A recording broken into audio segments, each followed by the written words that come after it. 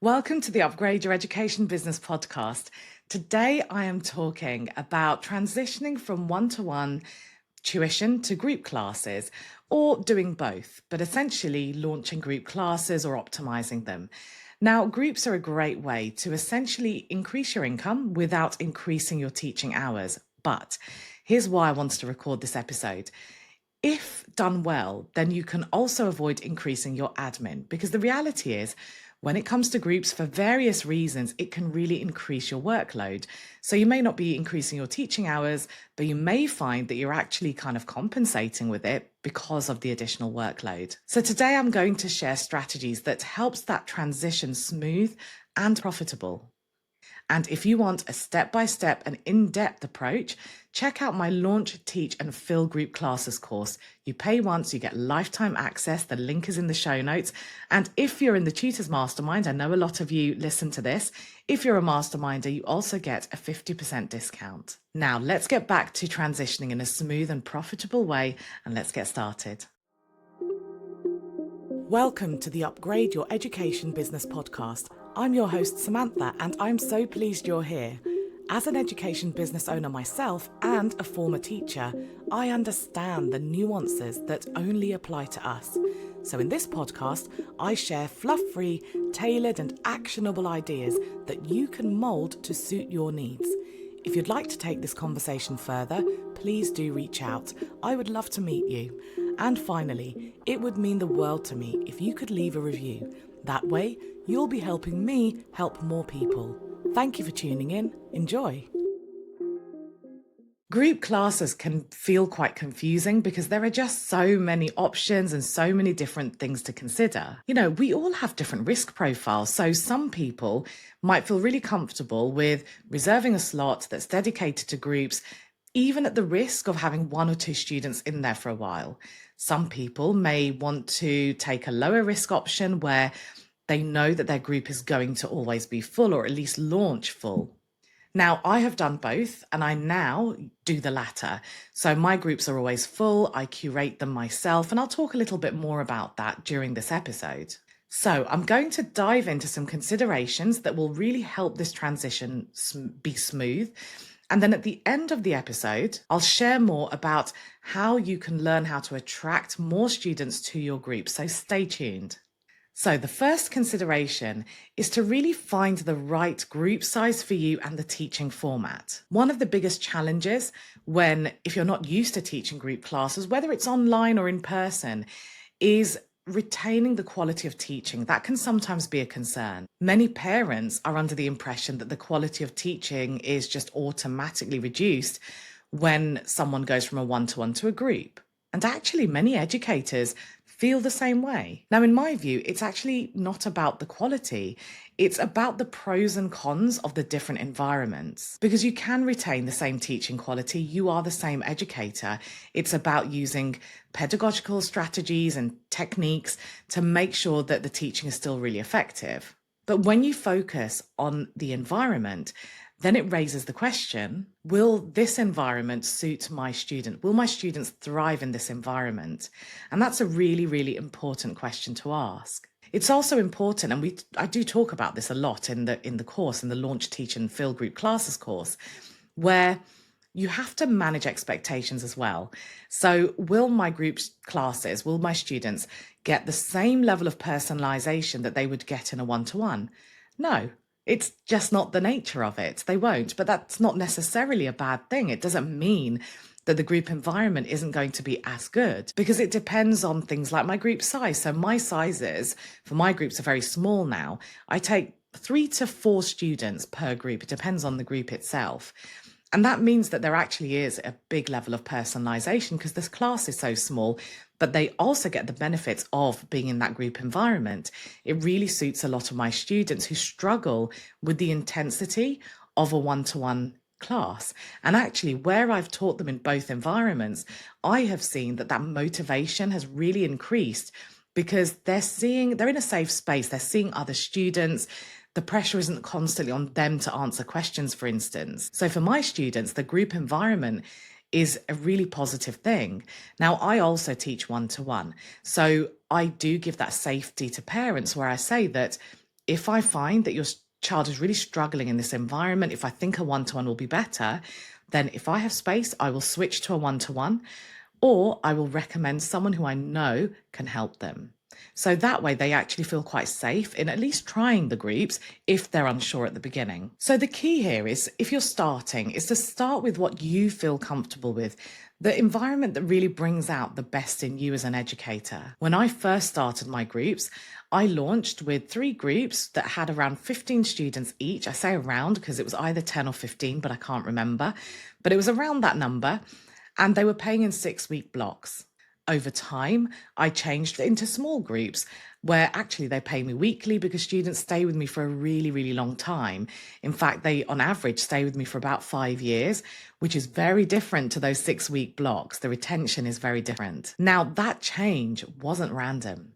I chose what was best for me. I had to try the other way out to know that it wasn't really something I was enjoying. And it also works better for my students. Now, because I create those groups and people can't just go to my website, for instance, and enroll, they're always full. I'm no longer under pressure to sell my group classes, to make sure they stay full, to make sure they're viable. I charge higher than I did when it was a larger group, so I'm not really making any kind of loss. In fact, I'm earning more now than I did when I had those 3 groups. And I'm able to actually run more groups. In fact, I only teach 2 students one-to-one now, the rest are all groups. Whereas I couldn't do that before because having the larger groups, having the 6-week blocks, they also added a lot to my admin. I had to do a lot more preparation, a lot more marking. I was teaching a lot more students.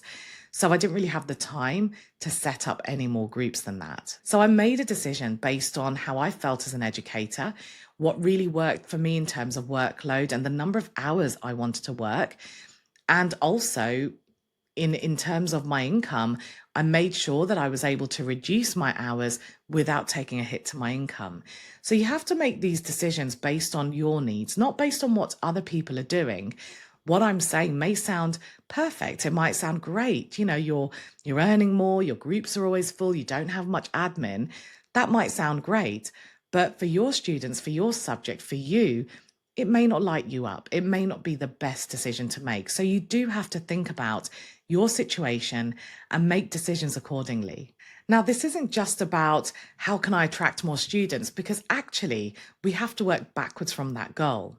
If you choose a format, a size, a teaching style, everything according to what really works for you, what you enjoy, what really works for your students, where they're thriving, the reality is you'll feel really confident.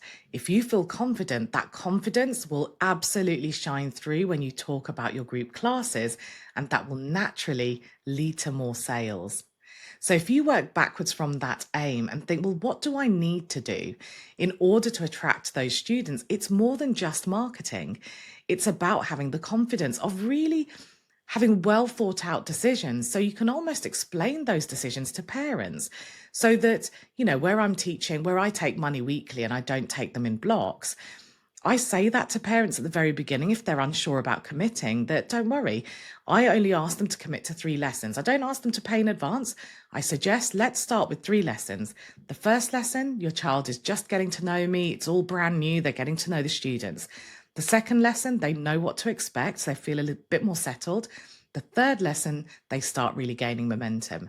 By that third lesson, your child will tell you what they think. I'll be able to give you really solid feedback. So I only really suggest committing to the first 3 lessons. After that, they pay weekly. I don't have any issues with that. So again, if you've got, for example, a very high churn rate, so let's say you teach for specific exams, students stay with you for a short period of time, then maybe weekly payment may not be right for you because they might be unreliable. Because I work with people for so many years, I have a great relationship with them. They don't really let me down and they know my terms. They don't question it. If they can't make a lesson and they cancel at the last minute, they usually just pay the invoice anyway. So again, even down to things like your terms and conditions, you need to base it on your relationship, on these different considerations and these different nuances. And a big thing to remember at every point of your journey, but especially at the beginning, is you can change your mind. We often really stress out about the tiny little decisions and am I doing it right? And should I do that? Have I priced it right?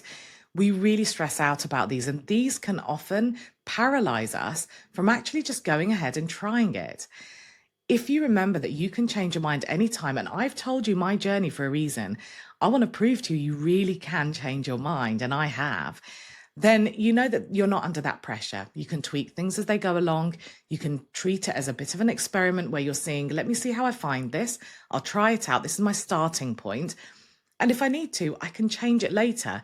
And as long as every change is very intentional and very thought out, you can explain those changes. You can go through that change management process with your existing clients. Now, my second consideration is making sure that you are tailoring your groups to both your students and your subject. Now, I touched on this just earlier, but we need to focus on this because it's a really key part of how successful your groups are going to be. Your structure, the way you teach, the format. So is it a flipped classroom environment? Is it kind of like a course, or is it more fluid than that? All these little decisions will really affect the success of your group because they have to be aligned with what suits the type of students and their needs that you teach, as well as your subject. So let's assume that you're attracting people where there is a real fluctuation of different ability levels. Then you may need to assess students beforehand or create some kind of structured entry point.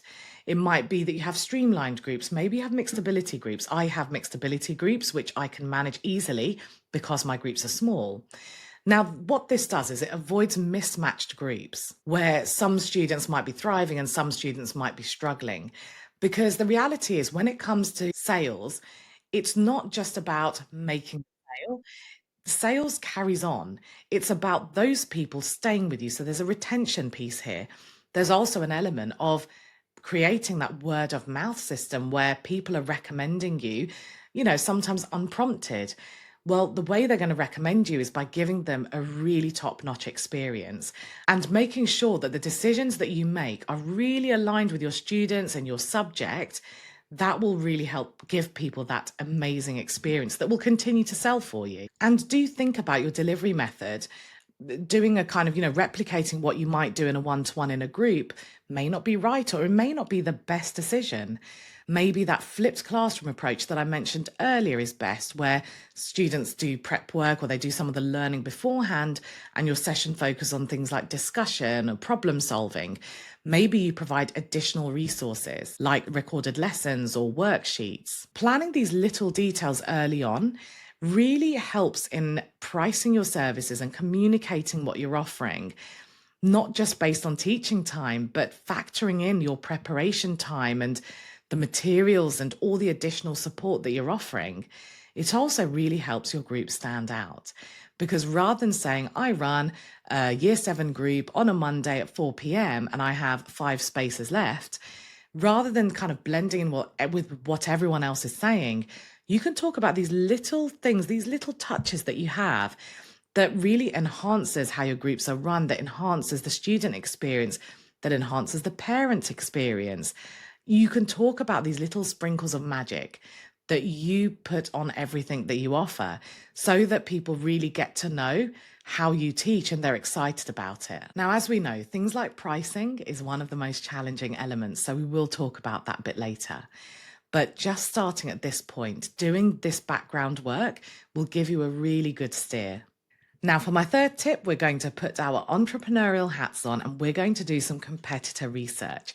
I talked about this recently, actually, in another episode. It's a really great idea to see where you are in the market and to keep your finger on the pulse. Now, it may be that when you're doing competitor research and seeing what's out there, you may feel like, oh gosh, loads of people are doing this and it's really saturated, and how am I going to stand out? I would urge you to think about that a bit differently. If other people are doing it and they're doing it successfully, that's your proof of concept. You're actually starting from a place of strength because they're proving that this works. They're proving there's a demand. Whereas if no one else was doing it, it might feel exciting that you've stumbled across this innovative idea. But there is also a risk element. Maybe people aren't doing it for a reason, or maybe they're not doing it because they haven't thought of it, and you need to then launch from an educational perspective where you are almost educating your audience on this new thing you're bringing. So doing your competitor research is a really powerful and valuable way to understand how you need to stand out, where you stand in the market, where are you positioned in that market. Now, this will really influence how you launch. So if you know that lots of people are doing this and you know it's something parents like and there is a demand for it, you can kind of jump straight in. Now, obviously, it's not as simple as just saying, hey, I'm here and I've got group classes. When I train people on launching something, there's a kind of pre-launch phase, there's the launch phase, and then there's the post-launch phase. All of that's quite important to really make the launch strong. You can find all that training in the Tutors Mastermind, where you get instant access when you join. The link, as always, is in the show notes. But you can also work that out as well, because the point is you're creating some excitement, you're building your audience, then you're kind of doing the selling. Then you're doing that post-sale support, and then we go into the retention side of things, and we keep that loop going, just keep going. So we're filling our pipeline all the time without selling all the time, so we don't get that burnout from selling. And really making sure that you understand where you fit in the market is a really powerful part of this. I talked about this a bit in episode 152, which was about making your content work really hard for you. In that situation, and this is linked to this because we're talking about selling these group classes as well.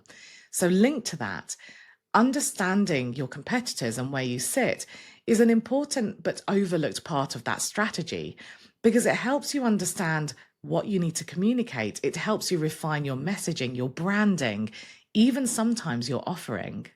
And when you're launching, it can make that launch really smooth. Okay, so I promised we would talk about pricing. So here I am with my fourth tip, or my fourth consideration, which is what you need to take into account when you're pricing your group classes. Now, a common mistake when people I speak to are working out their pricing is that they do the sums and that's all they consider. Now, the sums are important. We need to make sure that we're making decisions from a tangible perspective.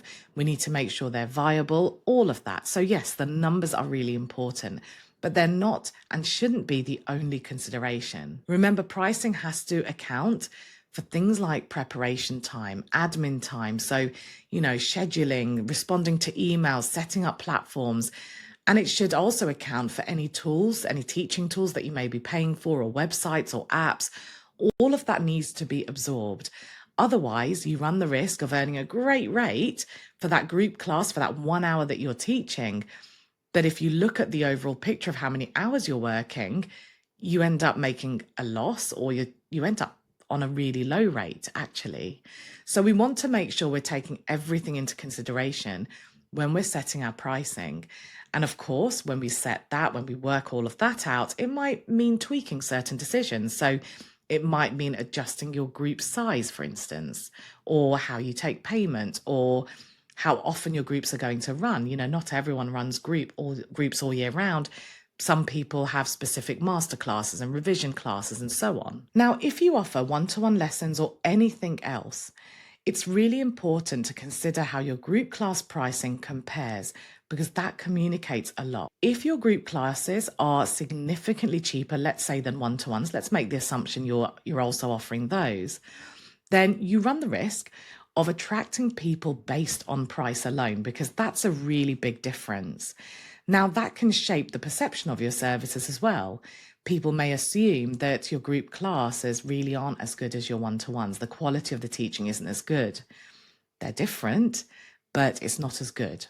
That's an assumption people might make. You might be creating that perception. Now, maybe that's what you want.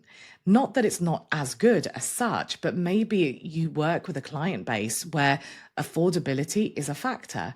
And you do have a lot of people who you end up turning away because they can't afford your one-to-ones. Well, in that situation, groups might be a great alternative for them. And therefore, having that difference in price may make perfect sense. Or there may be minimal difference between your one-to-ones and your groups. What does that create? What perception does that create? Well, most people will then see, well, this isn't about me choosing one or the other because one's really cheap. I'm going to save loads of money. It's about thinking, well, which environment is best for my child? And it opens the door to that conversation. Now, I've tried both. I now do the latter. So my previous groups, the large ones, there was a really big difference. Now, there really isn't much difference. And so the conversation I get to have with parents is very much about their child and their child's needs. Now, that works really well for me because of the clients that I attract. It's compatible with them. So you have to think about what's going to be compatible, what messaging is going to be compatible with your clients, with your audience, or the people you want to attract, because this can really shape who you attract as well. Now, when you're thinking a little bit more deeply about your pricing when it comes to groups, it's really worth thinking about your value proposition. Now, that's just a fancy term for what you bring to the table, the value that you bring to the table. And this is where we go beyond the generic benefits of group classes in general. We sometimes also have to state the obvious. And when I say talking about it and stating it, I'm talking about everywhere that you communicate. So it could be on social media, it could be through email marketing, it could be in your YouTube videos, it could be in your discovery calls with parents. Everywhere that you're communicating, you need to have a list of things that you talk about, that you make sure you talk about, that goes beyond the logistics or the stuff that everyone talks about. And often people forget to mention the obvious. This is a technique that I learned from the Copywriter's Handbook by the very famous copywriter Robert Bly. And I may not be saying the example right, but you'll get the gist of it. I remember he was talking about, it was something like ice cream, let's say ice cream. There were two companies selling ice cream, and one of them said, this is the coldest ice cream you'll ever find, something along those lines. Now, ice cream is cold. Everyone's ice cream is cold, but because it's so obvious, people forgot to mention it. Now, of course, these guys mentioned it, which meant their competitors couldn't then start mentioning it. And it gave them a real leading spot because they were targeting people in the summer where they're feeling really hot. So that word cold was really attractive, was really appealing. So when you're thinking about group classes, maybe you talk about the collaboration opportunities and how you create those collaboration opportunities. Now, that's really obvious. If you're teaching in a group class, I'm going to presume that your children, that your students have some interaction with one another. Most people do that. So it's obvious, but most people don't think to use it as a really core part of their messaging, but it's a huge benefit. But also think about the little nuances of how you have structured things. So do you take people on a structured learning journey, or is it very fluid? How can you talk about that in a way that really aligns with your students' needs, that really aligns with that parent who's having a conversation with you on a call? How can you really frame that so that you're talking about those little things that make a really big difference and that helps people make a decision why they should come to you instead of someone else, or vice versa? Remember, this is about getting the right people into your world, because if they're incompatible with you, then you're not going to retain them. You're not going to enjoy the experience. They're not going to enjoy the experience. You're not going to get a great testimonial. They won't recommend you. So this isn't about just looking at the numbers and saying, I want to make X amount of sales. It's looking at quality, because that's such an investment in the longevity of your groups. So the point here is that instead of solely focusing on the earning potential of your groups, think about everything else that you're doing, everything else that you're offering, all the things that make that learning environment really magical for the students who will thrive in it. Push that front and center of your messaging and take it into account, as well as the logistical elements when it comes to your pricing. Now, today has been about those considerations when you're transitioning to group classes. And actually, if you already have group classes, I hope some of these have been useful for you. But I did promise that I would also talk about what to do or where you can go if you want to think about attracting more students to your groups. So I have two things for you. As you know, when you join the Tutors Mastermind, you get instant access to all the past training. And in the show notes, I've shared two links for you. The first one is my 90-minute session on attracting students to group classes. The style of the training is very hands-on. The second one is a group sales clinic that I ran. It's 1 hour long and people are asking great questions, really common questions that come up, and you can hear my responses. You can even take part in the discussion. We also have things like sales sprints in there, which will really boost your sales. Now, I also have freebies. I have past podcast episodes that talks about group classes that you can scan through as well. So the choice is yours. It's entirely up to you. If you'd like to work with me, drop me a message if you're not sure. If you have any questions, I'd be happy to answer them, or follow the links in the show notes. So thank you, as always, for joining me today. You'll hear from me on Wednesday. And if you have a moment, I'd be really grateful if you could leave a review, because that really helps me reach more people and helps me help more tutors. Would you like to take this discussion further? Perhaps you have some questions or you'd like more ideas on tailoring your business. If so, book a free discovery call through the link in the show notes.